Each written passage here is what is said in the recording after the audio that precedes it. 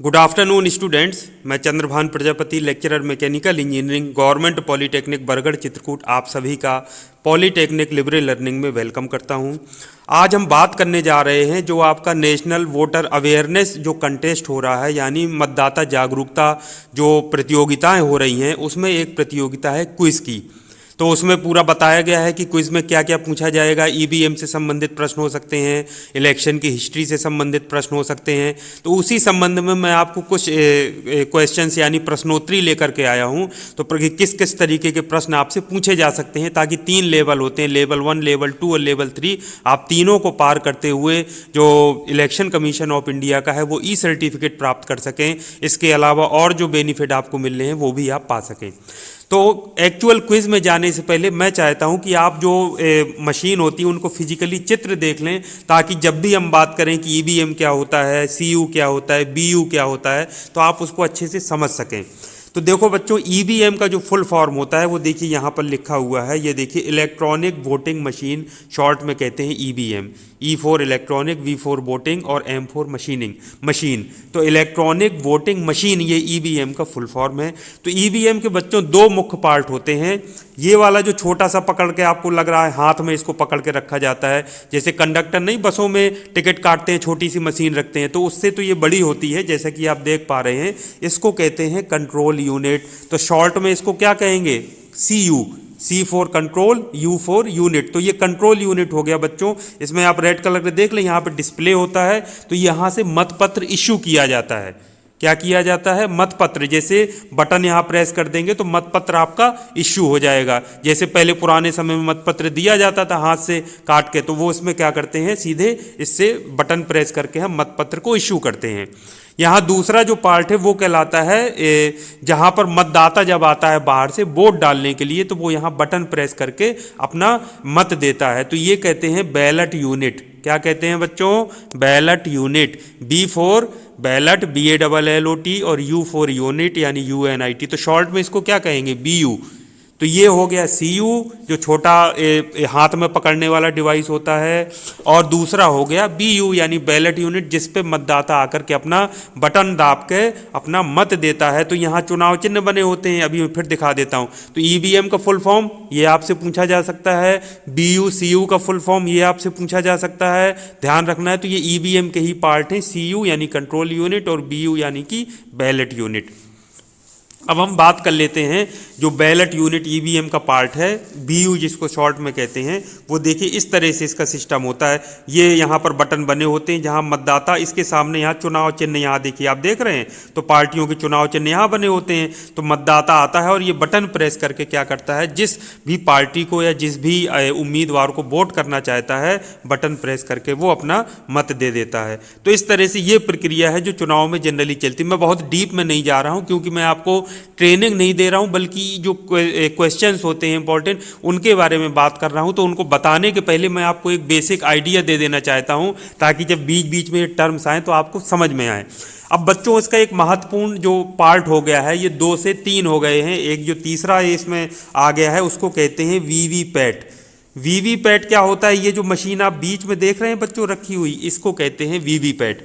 तो ये वीवीपैट क्या होता है, इसका फुल फॉर्म क्या होता है, ये मैं आपको बताऊंगा। लेकिन ये वीवीपैट रखा क्यों गया है, इसको समझने की जरूरत है। कई बार क्या होता है, ये आपका कंट्रोल यूनिट है, ये आपका बैलेट यूनिट है। बैलेट यूनिट में जब मतदाता मत डालता है तो उसको ये पता नहीं चलता कि मैंने जिसके लिए बटन दाबा था उसी को वोट गया कि नहीं, उसके मन में संशय बने रहता था। तो ये कि नई मशीन लाई गई जिसको वीवीपैट नाम दिया गया। तो जब मतदाता मत डालता है तो उसके बगल में ये वीवीपैट रखी रहती है। तो जिसको वो वोट डालता है, तो वो यहाँ पर ये स्लिप, ये जो देख रहे हैं आप, ये देखिए डिस्प्ले दिखाई देता है। तो वो यहाँ पर सिंबल बिल्कुल दिखाई देता है, और वो 7 सेकंड तक विजिबल रहता है। कितने सेकंड तक बच्चों विजिबल रहता है? 7 सेकंड तक। ये प्रश्न भी पूछा जा सकता है कि डिस्प्ले में वीवीपैट का जो डिस्प्ले होता है उसमें कितने सेकंड के लिए दिखता है? 7 सेकंड के लिए यहाँ पर दिखेगा। तो मान लीजिए जिस प्रत्याशी को मत दिया उसका जो सिंबल है वो यहाँ पर आपको दिखाई देगा 7 सेकंड तक। फिर पर्ची कट के ऑटोमेटिक उसमें डब्बे में कनेक्ट हो जाएगी, गिर जाएगी। तो उसके बाद उसको इकट्ठा कर लिया जाता है, वो प्रोसेस चलती है। तो वीवीपैट बच्चों आपको समझ में आ गया। तो वीवीपैट का फुल फॉर्म होता है voter verifiable paper audit trail. ये अभी मैं प्रश्न में भी आपको प्रश्नोत्तरी में बता दूंगा, तो उसमें आप देख लीजिएगा। तो बच्चों ईवीएम क्लियर हो गया। ईवीएम के दो पार्ट होते हैं, बीयू यानी बैलेट यूनिट, सीयू यानी कंट्रोल यूनिट, और तीसरा ये वीवीपैट होता है जिसके द्वारा ये कंफर्म होता है कि जिसको हमने वोट डाला था उसी को वोट मिला कि नहीं, ये जो मतदाता है वो चेक कर सकता है। तो उसमें ये डिस्प्ले में वो पर्ची दिखती है 7 सेकंड के लिए और फिर कट करके गिर जाती है। तो ये प्रोसेस है। अब हम प्रश्नोत्तरी पर आते हैं, प्रश्न पढ़ते जाएंगे, उनके उत्तर देख।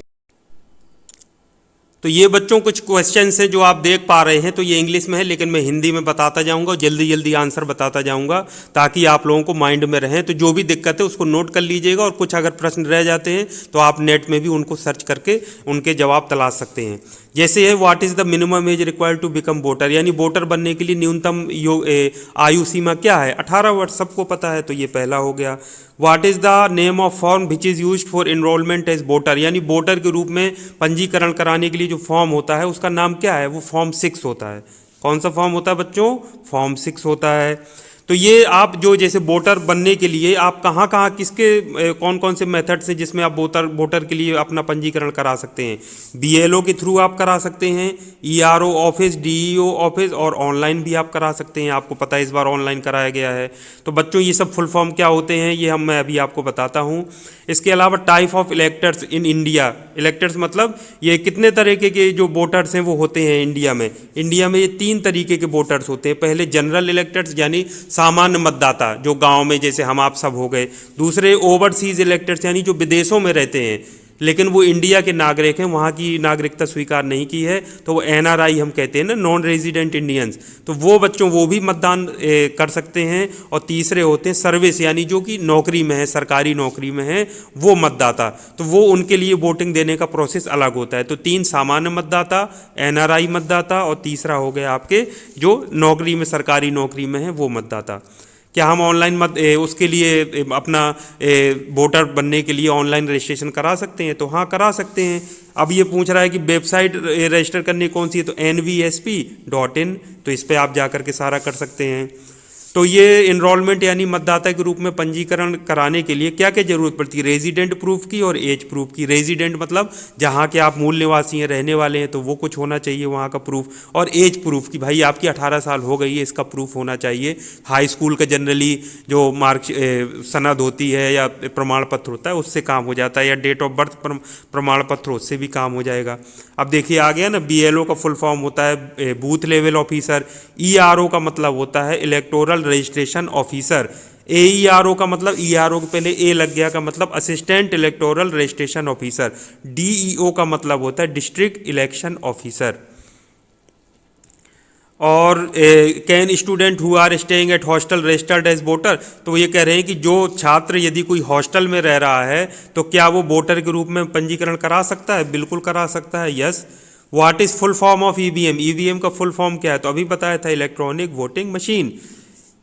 ये एनआरआई ओवरसीज इलेक्टर यानी जो विदेश में रहने वाले मतदाता कौन से होते हैं, या एनआरआई मतदाता क्या होते हैं, तो बताया कि जो विदेश किसी विदेश में रह रहे हो, किसी भी बाहर के दो आपका देश है वहाँ निवासरत हो, लेकिन वहाँ की सिटीजनशिप यानी नागरिकता उन्होंने ना ली हो।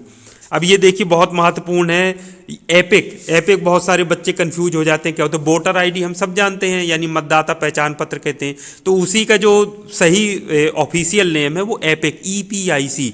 ये बच्चों ये जरूर पूछा जाता है, ईपीआईसी का फुल फॉर्म क्या होता है, electoral photo identity card. E for electoral, P for photo, I for identity और सी फॉर कार्ड। तो एपिक का फुल फॉर्म होता है इलेक्टोरल फोटो आइडेंटिटी कार्ड, जिसको हम वोटर कार्ड अपनी सामान्य भाषा में कहते हैं। तो ये याद रखना है।